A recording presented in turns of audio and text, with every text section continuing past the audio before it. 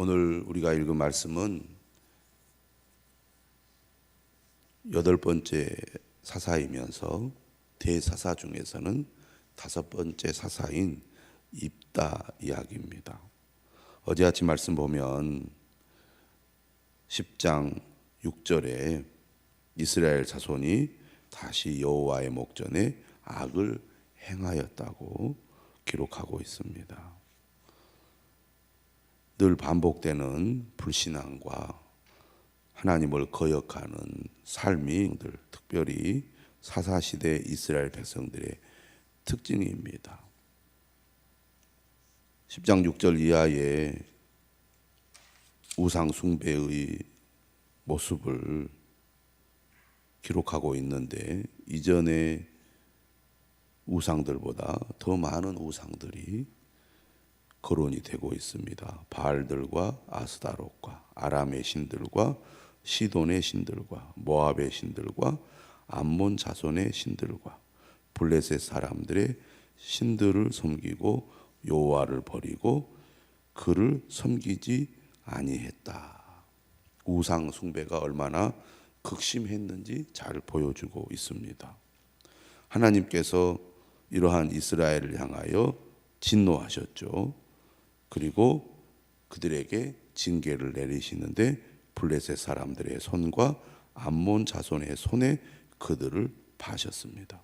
그리하여 무려 18년 동안 억압을 당하게 됩니다. 9절에 보니까 늘 이스라엘 자손들이 암몬 자손에 의해서 괴롭힘을 당하고 그들의 침략을 받아서 싸우다 보니까 이스라엘의 곤고가 심하였다고 말을 하고 있죠. 결국 그들은 고통 가운데 또 하나님을 찾습니다. 제멋대로 살다가 하나님을 거역하고 불신앙의 삶을 살다가 힘들고 고통스러우니까 그때야 정신을 차리고 하나님께 부르짖게 되죠. 그런데 그들이 하나님께 부르짖고 기도하는 그들의 회개와 고백이 오늘 본문에서는 상당히 구체적으로 나와 있습니다. 어제 말씀 이렇게 고백을 해요. 우리가 우리 하나님을 버리고 바알들을 섬김으로 주께 범죄하였나이다. 기드온 시대에 말씀하셨던 것처럼 또 11절에 하나님께서 분명하게 언급을 합니다. 내가 애굽 사람과 아모리 사람과 암몬 자손과 블레셋 사람에게서 너희를 구원하지 아니하였느냐? 그래서 너희가 내게 부르짖음으로 내가 너희를 그들의 손에서 구원하였거늘 13절이죠. 너희가 나를 버리고 다른 신들을 섬기니 그러므로 내가 다시는 너희를 구원하지 아니하리라. 하나님께서 매우 단호하게 그들의 부르짖음을 거절하고 있습니다. 다시는 너희를 구원하지 아니하리라. 반복되는 죄악과 불신앙에 대해서 하나님께서 매우 강력하게 그들을 꾸짖고 있습니다. 내가 너희들에게 속을 줄 아느냐? 또 편해지고 좋아지면 나를 버릴 것이 아니냐? 그러니 내가 너희를 도와주고 구원해 주는 것이 무슨 의미가 있겠느냐? 임시 방편으로 힘드니까 나를 찾고 나에게 구할 뿐이지 너희들 또 편해지면 나를 버릴 거 아니냐?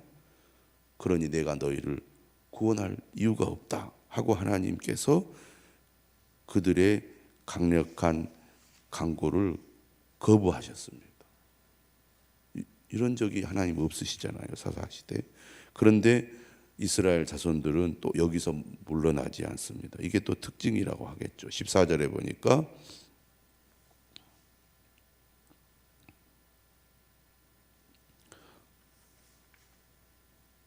(15절에) 이렇게 얘기를 하는 거예요. 우리가 범죄하였사오니 주께서 보시기에 좋은 대로 우리에게 행하시려니와 오직 주께 구하옵나니 오늘 우리를 건져내옵소서. 물러나지 않고 하나님, 우리가 잘못에 대한 것, 잘못에 잘못한 것에 대해서는 하나님께서 벌을 내리시는 게 마땅합니다. 그렇게 하십시오.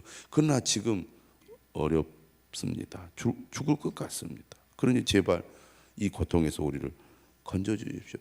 살려달라는 것이십시오.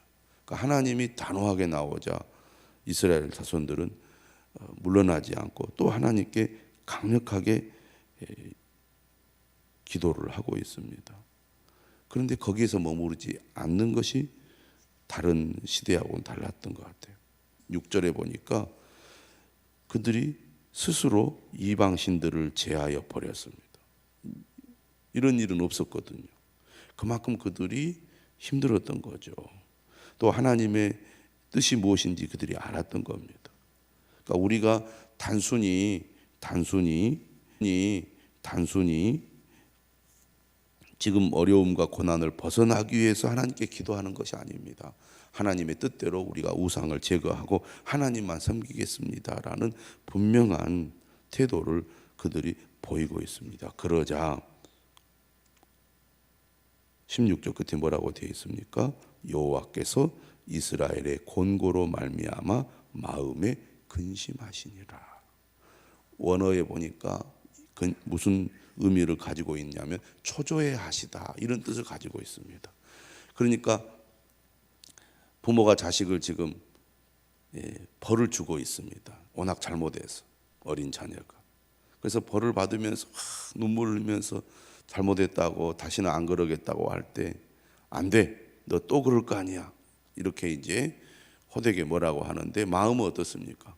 조마조마하고 불안한 거지, 불쌍하고, 아이고 빨리 절 용서해 줘야지, 이런 이제 부모의 속마음처럼 하나님도 이스라엘 백성들이 끈질기게 요구하고 또 변화된 태도를 보이니까 하나님의 마음이 어떻게 움직이는 거죠. 그러니까 우리가 기도할 때 하나님이 응답해 주지 않는다고 포기할 것이 아닌 것 같습니다. 하나님은 자비하시고 긍휼이 많으시기 때문에 우리가 회개하고 돌이키면 하나님은 우리의 기도를 들으시는 분이죠. 문제는 우리가 기도하다가 포기하니까, 중단하니까 하나님의 응답이 없는 것은 아닌지 생각해 보아야 할 것입니다. 이런 배경을 가지고 있을 때에 드디어 암몬에 의해서 또 이제 침략을 당하게 됩니다. 이때 누가 등장을 합니까? 11장 1절에 보니까 입다가 등장을 합니다. 보통 우리가 이 앞에 등장하는 사사들을 보면 하나님께서 사사를 세우시죠. 다시 말하면 하나님께서 사사를 선택하셔서 그를 부르십니다. 그리고 사사로 임명을 하셔서 사사의 역할을 하게 하셨잖아요. 그런데 입다가 사사가 될 때는 그러한 방식이나 절차와는 달리 직접 이스라엘 자손들이, 특별히 이스라엘의 장로들이 이 전쟁을 이끌 장군, 용사를 찾았습니다. 그런데 당시에 입다만한 사람이 없었던 거죠. 저 암몬과 싸워서 이길 수 있는 지휘관으로 입다만한 사람이 없었던 것입니다. 그런데 입다가 어떤 사람이냐? 그 배경을 오늘 본문 1절에서 3절은 잘 소개하고 있죠. 길르앗 사람입니다. 그를 가리켜서 큰 용사라고 했어요. 그러니까 아주 용맹한 싸움꾼이라는 얘기입니다. 그러니까 그는 이 어려운 시기에 이스라엘을 이끌고 암몬과 싸울 수 있는 가장 적임자라고 할 수 있겠습니다. 문제는 그의 능력에 비추어 볼 때 그의 출신 배경, 출생 배경이 문제가 있었습니다. 바로 기생을 통해서 낳은 아들이었다는 거죠. 한마디로 말하면 차별을 받았던 그런 사람입니다. 그러니까 그 당시에 공동체 안에서 인정을 받지 못한 사람이었습니다. 능력은 있는데 배경이 좋지 않다 보니까 그는 공동체 안에서 인정을 받지 못하고 어떻게 보면 공동체를 떠나서 홀로 살아야 하는 그런 사람이었습니다. 어떤 일이 있었습니까? 2절에 보니까 길르앗의 본처의 아들들이 입다를 쫓아냅니다. 그러면서 이렇게 얘기하는 거죠. 너는 다른 여인의 자식이니 우리 아버지의 집에서 기업을 잊지 못하리라. 아버지의 땅과 재산을 상속받을 자격이 없다는 겁니다. 철저하게 따돌림을 당했던 거죠. 그러다 보니까 그는 그 형제들을 피하여 살 수밖에 없었고 돕이라는 땅에 거주하게 됩니다. 이 돕이라는 이 이름은 좋은 땅이라는 뜻을 가지고 있습니다. 상당히 역설적인 거죠. 차별당하고 그리고 외톨이가 되어서 외롭게 살아갈 수밖에 없는 그에게 주어진 땅이 돕이라는 땅. 그런데 그 땅이 좋은 땅이라는 의미를 가지고 있으니 얼마나 역설적입니까? 그런데 이 입다에게는 매력이 있었습니다. 보니까 그가 그곳에 거주할 때 누가 그에게로 모여드느냐면 잡류가 그에게로 모여듭니다. 그에게로 모여왔다는 말은 무엇을 의미합니까? 그만큼 입다라는 사람에게 매력이 있다는 얘기고 그에게 지도력이 있다는 것입니다. 매력이 있으면 사람들이 모이죠. 매력이 있으면 그를 따르게 됩니다. 그런데 그에게 모여든 사람들이 주로 어떤 사람들이냐? 잡류라고 되어 있습니다. 한마디로 말하면 무법한 자입니다. 매일 성경에 설명이 나와 있죠. 그러니까 그들 역시 소외된 사람들이고 공동체로부터 따돌림을 당한 사람들입니다. 그 사람들이 큰 용사인 입다에게 모여서 그들이 세력을 형성하고 나름대로 이 불합리하고 부조리한 세상 속에서 그냥 포기하지 않고 나름대로 무엇인가 해보면서 그들도 힘을 기르고 있는 거죠. 그런 삶을 살아가고 있을 때 그들이 쫓아냈지만 위기를 만나자 입다야말로 지도력을 발휘하여 암몬과 싸울 수 있는 적임자라고 그들이 판단을 했던 것 같습니다. 어제 말씀에도 보면은 이 마지막에 나오잖아요. 누가 먼저 나가서 암몬 자손과 싸움을 시작하랴. 그가 길러한 모든 주민의 머리가 되리라. 위기 때일수록 지도자가 중요하지 않습니까? 그런데 그들이 쫓아냈던 입다가 적임자였던 거죠. 그만한 사람이 없었던 것입니다. 4절에 보니까 드디어 암몬 자손이 이스라엘을 치료할 때에 어떻게 합니까? 길르앗 장로들이 입다를 데려오려고 돕당에 갑니다. 그리고 요청을 하는 거죠. 당신이 와서 우리의 장관이 되라. 여기서 장관이라는 말은 전쟁의 지휘관을 가리키는 용어입니다. 전쟁을 통솔하는 지휘관이죠.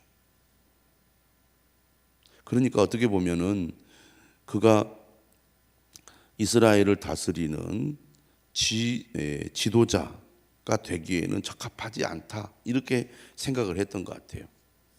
기생의 자식인데 그가 우리의 지도자가 되기에는 적합하지 않지만 그러나 전쟁이 일어났을 때 전쟁의 지휘관으로서는 입다만한 사람이 없다 이렇게 얘기하는 겁니다. 그러자 입다가 뭐라고 얘기하느냐면 너희가 전에 나를 미워하여 내 아버지 집에서 쫓아내지 아니했느냐.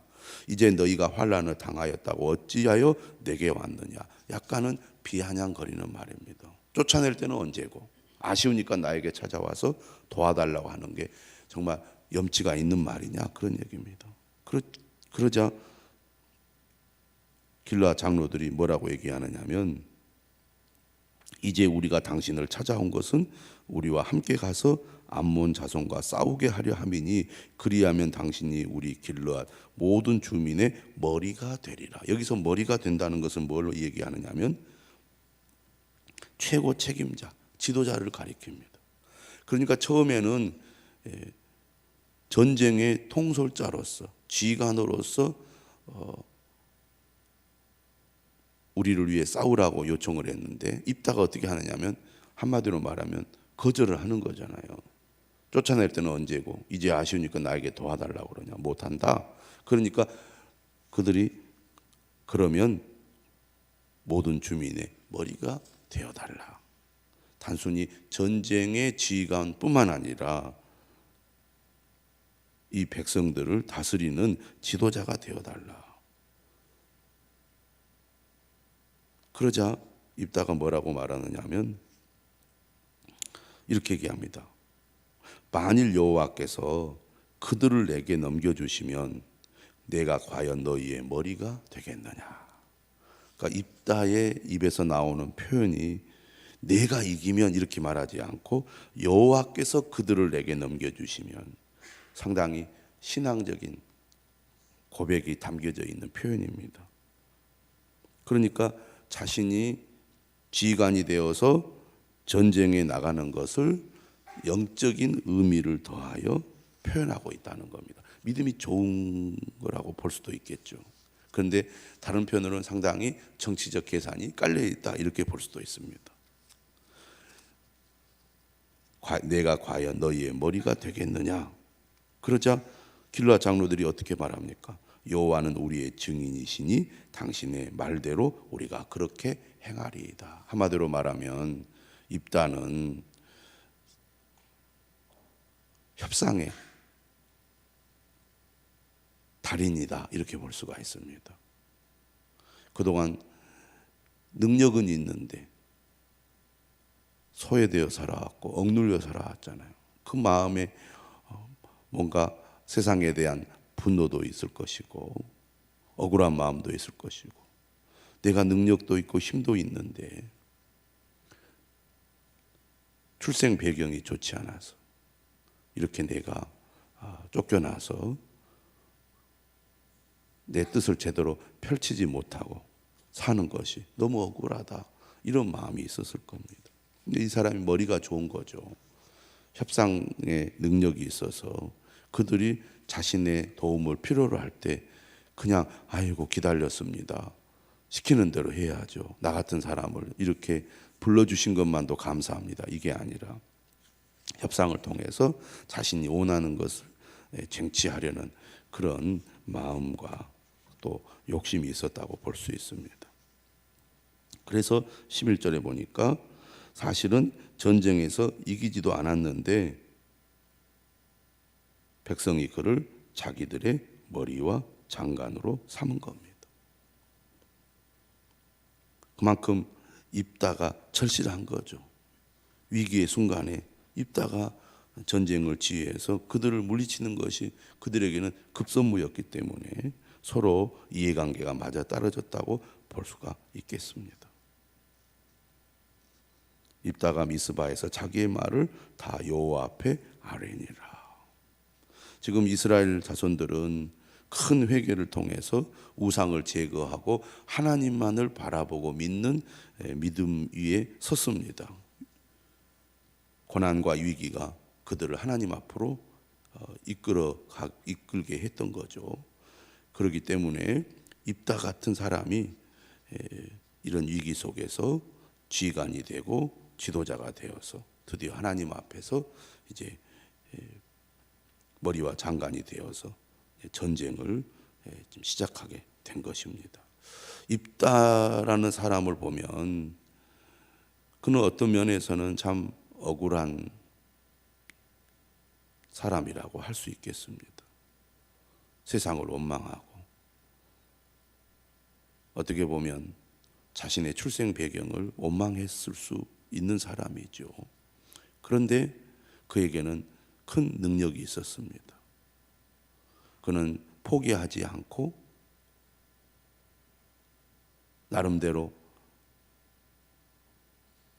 자기 인생을 새롭게 꾸려가기 위해서 노력하고 애를 썼다고 볼 수 있습니다. 그러한 입다에게 하나님께서 은혜를 베풀어 주신 거죠. 위기의 시대에 입다는 사사가 되어서 이스라엘을 구원하는 구원자로 쓰임을 받게 됩니다. 그는 협상 능력이 탁월할 만큼 또 지혜가 있었고 결단력도 있었고 지도력도 있는 사람이었습니다. 어떻게 보면 그가 사사로서 쓰임 받을 만한 조건을 갖추었다고 볼 수가 있습니다. 어떻든 버림받고 소외된 사람이 하나님의 부름을 받았다는 것은 얼마나 큰 은혜고 기회입니까? 그렇다고 할 때 정말 그 은혜를 감사하고 또 하나님께 영광을 돌리면서 나를 부르시고 나를 선택하신 하나님, 내가 주님을 위해서 헌신하고 충성하겠습니다. 그래서 이 민족을 구원하는 사람으로서 내가 살아가겠습니다 라고 하나님 앞에 계속 나아간다면 그는 정말 하나님께 영광을 돌리는 사람이 될 것입니다. 자격이 없는 사람, 부족함에도 불구하고 하나님은 그런 사람을 불러 사용하여서 하나님의 도구로 쓰시는 분이시잖아요. 문제는 이러한 마음, 또 바른 생각, 또 하나님의 뜻에 복종하는 참된 신앙이 계속 유지가 되느냐의 여부입니다. 입다라는 사사는 결코 긍정적인 사사로만 소개가 되고 있지 않습니다. 우리가 앞으로 주목해서 보아야 할 부분이 바로 그런 부분이라고 하겠죠. 오히려 자기가 가지고 있는 능력이나 탁월함이 오히려 자신의 발목을 잡을 수도 있습니다. 내가 이만한 능력이 있는데, 내가 이 정도의 사람인데 내가 못할 것이 뭐가 있어? 라는 교만한 마음이 오히려 자신의 발목을 잡아서 그것 때문에 결국 인생이 고통스러울 수도 있다는 것. 하나님이 능력을 주시고 힘을 주셨을 때 오히려 겸손한 마음으로 하나님의 도구로 내가 쓰임 받겠다 하는 그런 자세를 잃지 않아야 우리가 끝까지 쓰임 받을 수 있고 하나님 앞에 우리가 인정받는 그런 사람이 될 수 있다는 것, 입다의 삶을 통해서 우리가 배울 수 있습니다. 어떻게 보면 인생을 좌절할 수밖에 없었던 입다였지만 하나님은 그런 입다를 눈여겨보셨고 그런 입다를 하나님께서 때가 되니까 불러서 세우셨습니다. 우리도 때로는 어려운 일을 당하거나 또 내 삶이 제대로 풀리지 않는다 할지라도 낙심하고 절망할 일이 아님을 꼭 기억할 필요가 있습니다. 우리가 준비되어 있으면 또 준비될수록 또 믿음으로 하나님 앞에 나아갈 때 하나님께서는 때가 되면 우리를 반드시 사용하신다는 것을 꼭 기억하시기 바랍니다. 왜 나는 이렇게 인생이 힘들고 어려울까? 잘 풀리지 않을까? 내가 잘못한 것이 뭐가 있는가? 이렇게 원망할 때가 있을 겁니다. 그러나 우리가 그런 어려움 가운데서도 포기하지 않아야 합니다. 낙심하지 않아야 합니다.